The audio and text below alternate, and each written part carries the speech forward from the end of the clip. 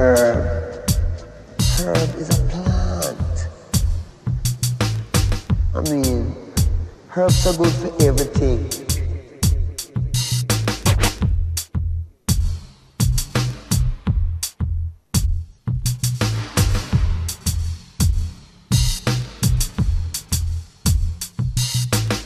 Herb.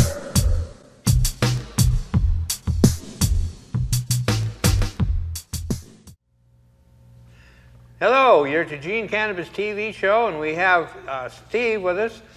Steve is a medical marijuana patient here to tell us about his experiences, and also we want to talk about Measure 74, the Medical Marijuana Dispensary Initiative. It is on the ballot. We're going to vote on it November 2nd. Be sure and register to vote. October 12th is the deadline, so be sure and register to vote. Get your family and friends registered to vote, and take the time to vote. We need every vote because it's right on the cusp. It's not a done deal, so we need all the help. This is the time we all of us need to come together. Everybody that believes in cannabis, whether you use it or not, if you believe in a person's right to be able to use their own medicine that they seem to fit, if you're a freedom type person like I am, it's a good reason to support the initiative. Have patients resource for more medicine. This plant has 60 cannabinoids in it. We only know about 2 or 3 of them. We need to know about all of them. Part of the reason we need dispensaries is because each one of the cannabinoids in this plant has a different purpose in our bodies, and we need labs, and we need dispensaries to be able to dispense the different kinds of marijuana.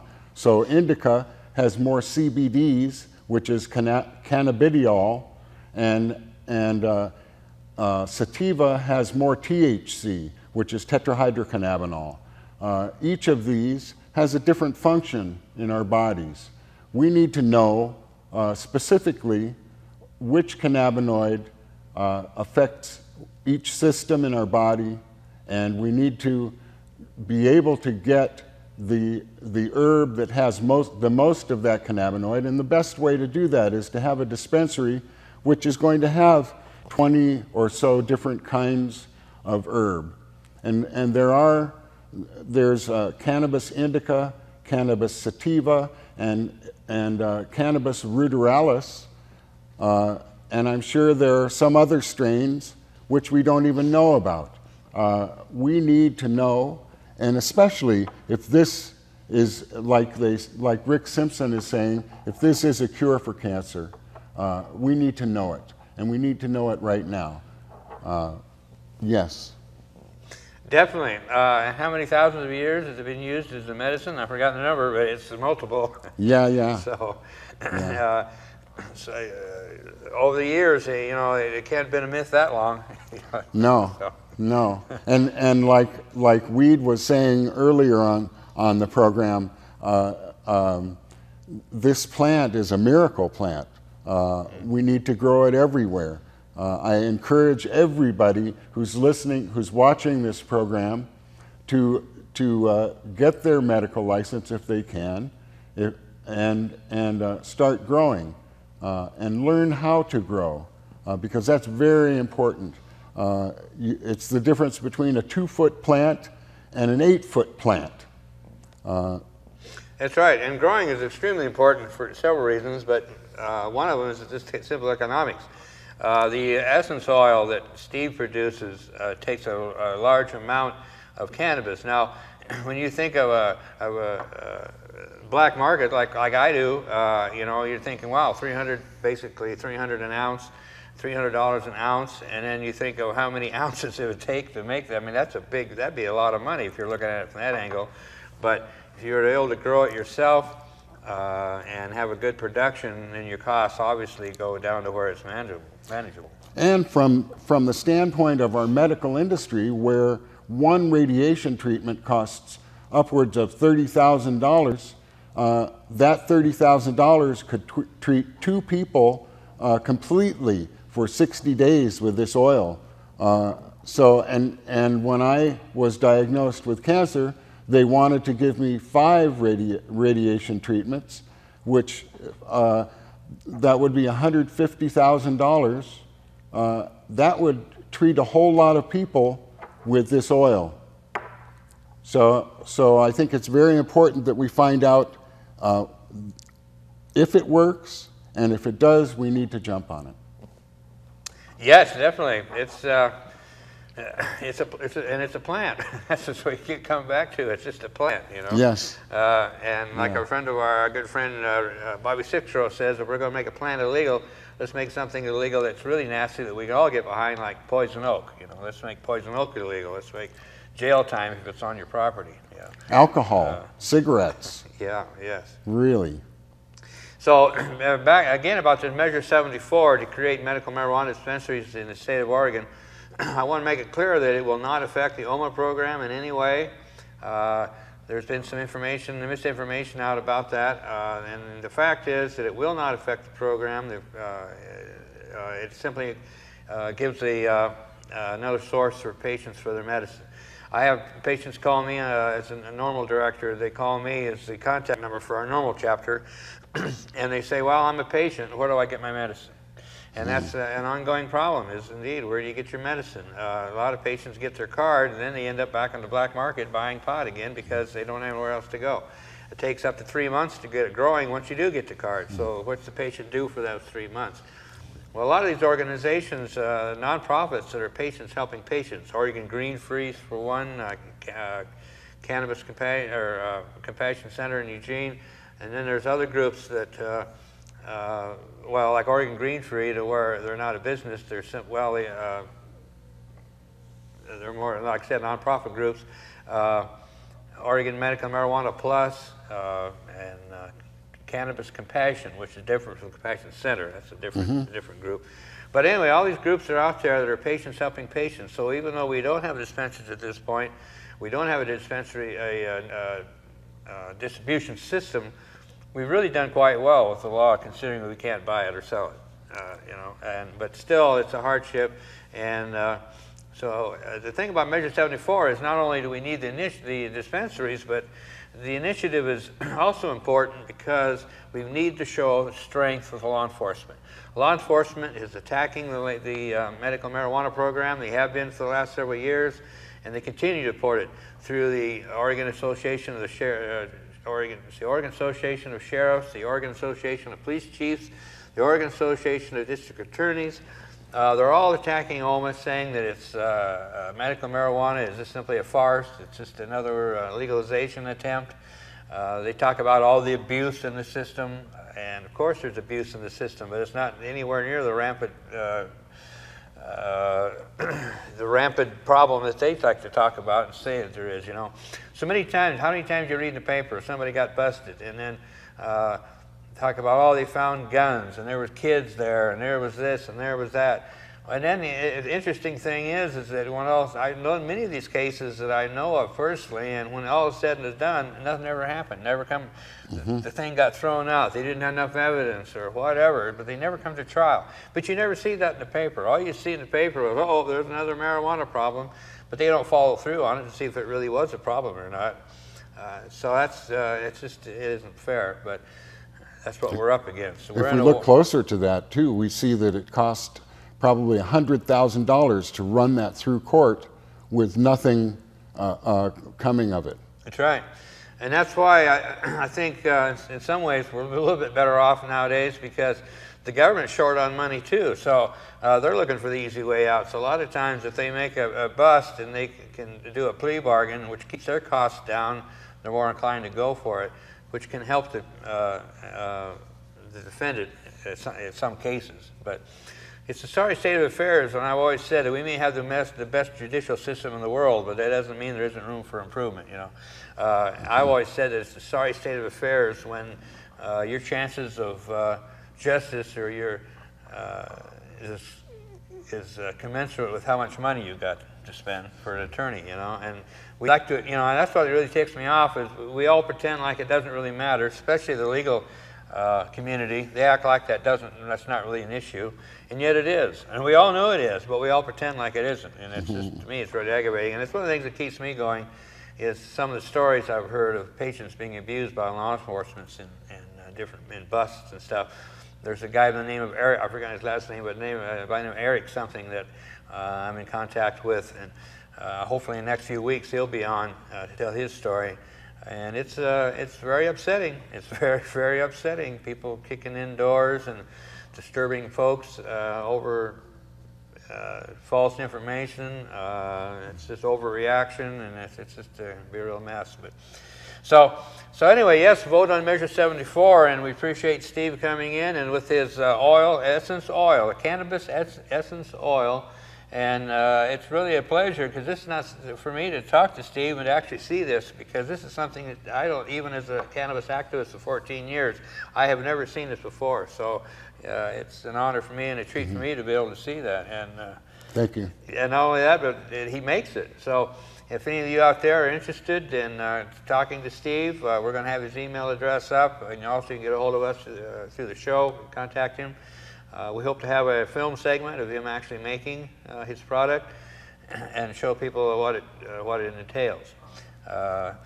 Steve was concerned and wondering if it was being legal or not, but I can definitely check with some of our legal contacts, but I can't imagine where it could be a problem, because you can cook with it, you can make tinctures out of it, so there's no reason why you can't make an essence, oil essence out of it, I could see. So anyway, thanks Steve for coming in, and we appreciate it, and I know Steve will be back, and he's out there trying to help himself, but he's also out here trying to help you folks. So he's here to help all of us, so I appreciate it. Thank you. By now you've heard how the needs of medical marijuana patients are not being met by the current law. My name is Paul Loney, attorney at law and supporter of Measure 74. If this measure passes, revenue would be generated by taxed medical marijuana dispensaries and licensed growers.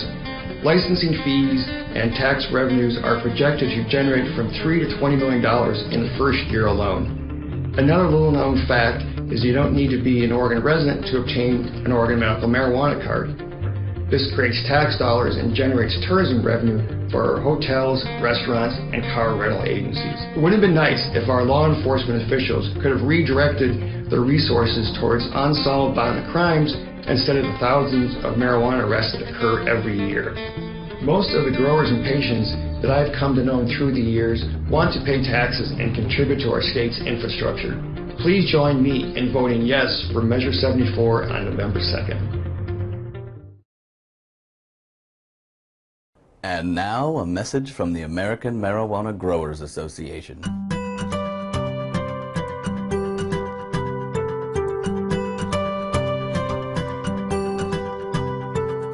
Hi, I'm a farmer, and I work hard every day to grow high-quality marijuana, the biggest cash crop in these United States.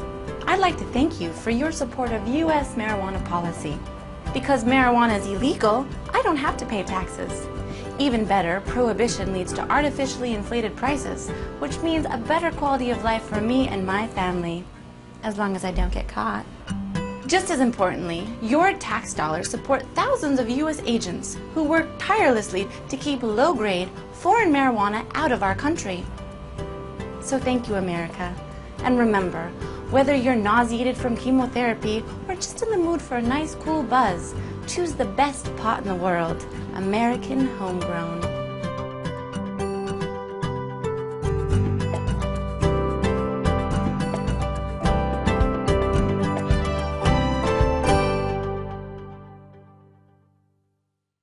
Tonight, the argument for Measure 74. Anthony Johnson is the co-author and chief petitioner. Thank you so much for making the time. I appreciate it. Thank you for having me. Oregon already has legal medical marijuana. Is it not working in your assessment? Why the need for this? It's not working well enough because there are too many patients who are unable to get the medicine that they need. Patients who are in wheelchairs, disabled, too sick, patients just diagnosed with cancer who don't have time to wait for a garden. There are too many patients without medicine. This introduces regulation and provides a safe and compassionate supply system for those patients. Let's talk a little bit about the Citizens Initiative Review Board, which is a group of randomly selected voters picked to study ballot measures, came down narrowly in favor of Measure 74. Almost the entire panel agreed the measure, quote, lacks clarity on regulation, operation, and enforcement. Why leave so much of this measure open then to interpretation? We left the measure open because we feel that the Oregon Health Authority, who is the state agency in charge of most health care programs in this state, a lot of these decisions are best left up to them.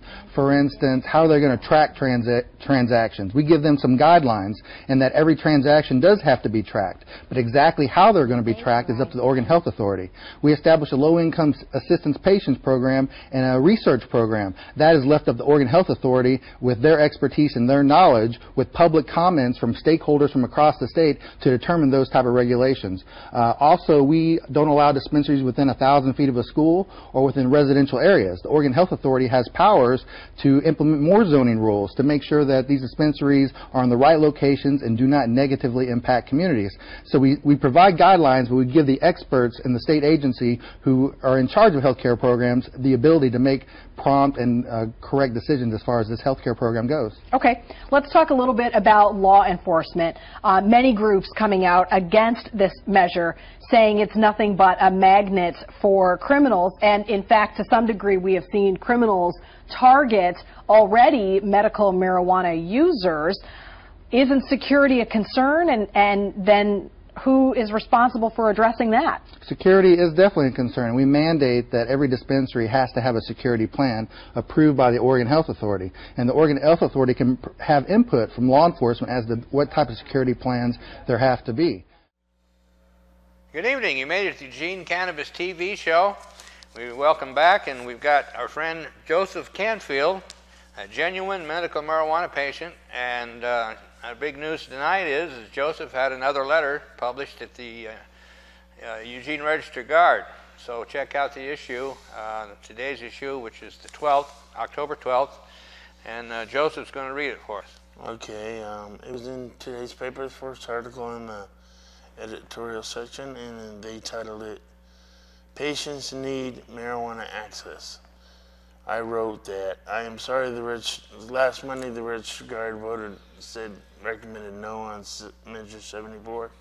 So I wrote that I am sorry the Register-Guard does not support Measure 74, Oregon's marijuana dispensary bill. I know how helpful marijuana has been for me as a patient registered with the Oregon Medical Marijuana Program.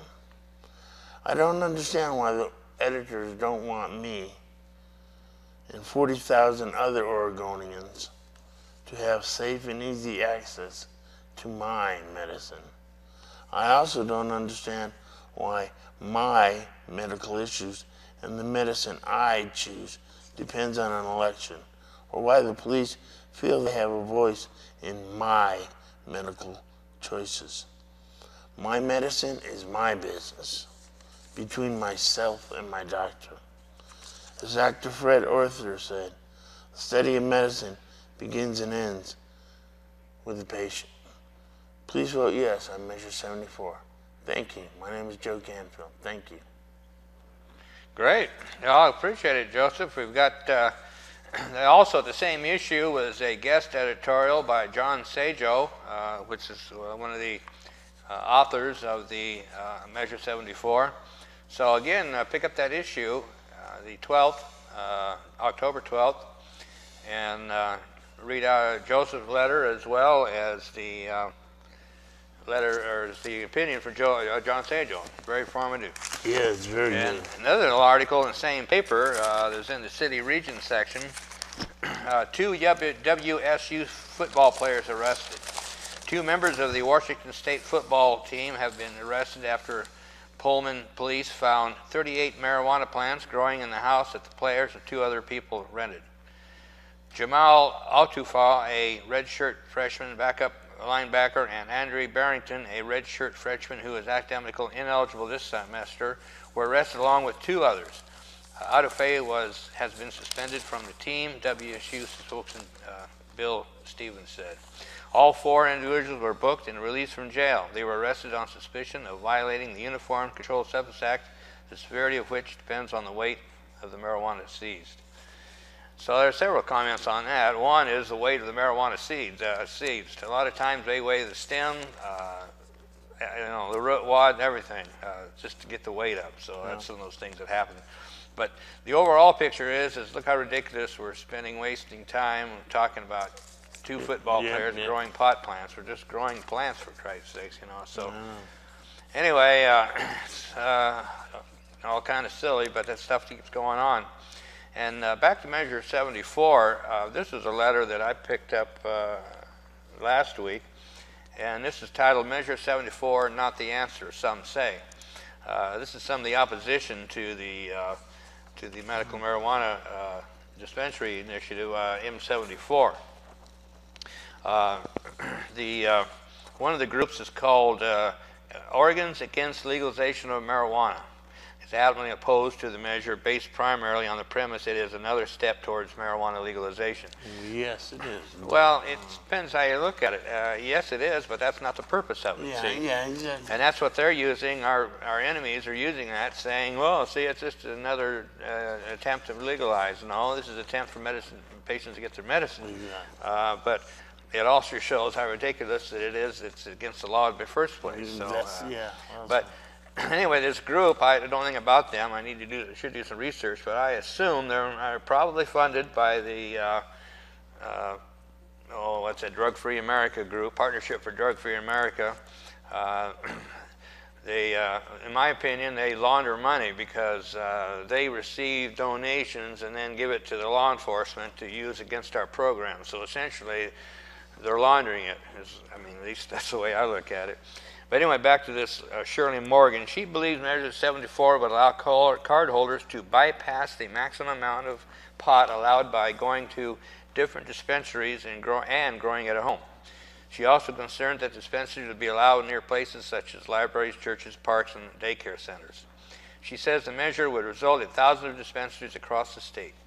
Measure 74 is costly and lacks clarity in regulation, operation, and enforcement, she wrote. Opposition also has sprung up from the Oregon District Attorneys Association, the Oregon State Sheriff's Association, and the Oregon Association of Chiefs of Police. These are the groups I just mentioned that are getting their money from the Partnership for Drug-Free America. And the big beverage companies is one of the sources for their money for that. So it's just interesting when you look at these issues and so follow the money and well, there you go. But again, we believe that the patient should have a safe access to medicine. This program, Measure 74, would not affect the medical marijuana program in any way. Patients can still grow. It doesn't take that away. It just simply gives patients another source of medicine. So be sure and get your friends, family to vote. The 12th today, it was the last day to register. So from now on, we have to rely on people that have registered. So we're hoping that we can get the numbers out there and people come together. This is a very historic time. California California wants to legalize marijuana, and that's right. California has a legalization initiative. Actually, it's a tax and regulate initiative for 21 and above to consume cannabis, and the polls are close. It's not a done deal, and neither is Measure 74. They're both actually close. So we need everybody, and you have friends and family in California, be sure and encourage them to get out and vote. We need to get out there. We've got the numbers. We have the strength. We just need to get them together and go out and do it, you know. Because law enforcement is going to hit us. I bet you before November 2nd we'll hear a lot of squad come from law enforcement. Oh yeah. And you know, it's just a shame that we're trying to do something good for the state, provide the state with money, and we got these fools called law enforcement trying to stop us from doing it. That's correct. The state will be making money off this proposition. The state has forecast that it would be $20 million a year. It's minimum. That's of the $3 state's million. forecast. See, they say the minimum of 3, but the state says up to 20 because, let's face it, the state wants it to pass. They won't say it maybe directly, but I think they do. But I probably shouldn't put my opinion in. That's right. Yeah, our side has said that it would make $3 million for the state, and the state's saying it'd make $20 million. So somewhere between 3 and 20, like Joe said. So then we have an interesting predicament here in Northern California. I came across two articles. They were both dated October 5th. I thought it was kind of interesting. First, we have an article, Weed, California. It says, Weed's Mayor Dave Pierce rejects selling marijuana in his town. He says, T-shirts available at local stores say, I love weed, and a local brewery urges visitors to try legal weed on bottle caps. Almost everywhere you look, the struggling town makes fun as much money as it can over its name. When it comes to selling the real McCoy, however, Weed, named after Abner Weed, has said no to medical marijuana dispensaries allowed under California laws. We don't want to be the focal point for weed, said Mayor Dave Pierce, whose son works for a business that sells the weed T-shirts. If you want it, grow it in your backyard or go to Shasta or Dunsmuir. So he goes on talking about how he doesn't want it in his town. Now, now he mentioned here, it said go to Dunsmuir or Mount Shasta. Well, interestingly enough, we have an article about Dunsmuir. In Dunsmuir, California, Peter Arth doesn't mind being called Mayor Wanna for his flamboyant advocacy of medical marijuana in this tiny town of a little more than halfway between Medford and Redding. This mayor is all too aware he has become a lightning rod for a pot war in Siskiyou County, and that is not going to be waged in the forest, but in the minds of local residents. Dunsmuir and Mount Shasta are the only two cities in the county where medical marijuana dispensaries can operate. Elsewhere, government leaders have banned selling pot in their communities. Excuse me.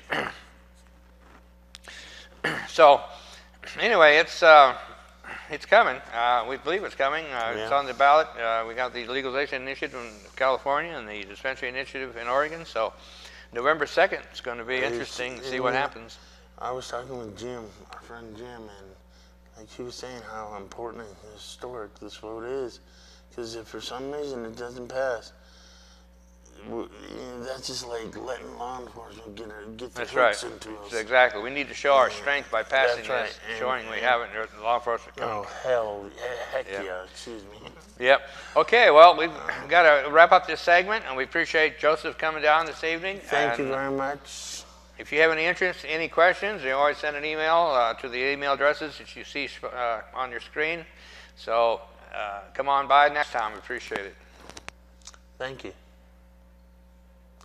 Peace out.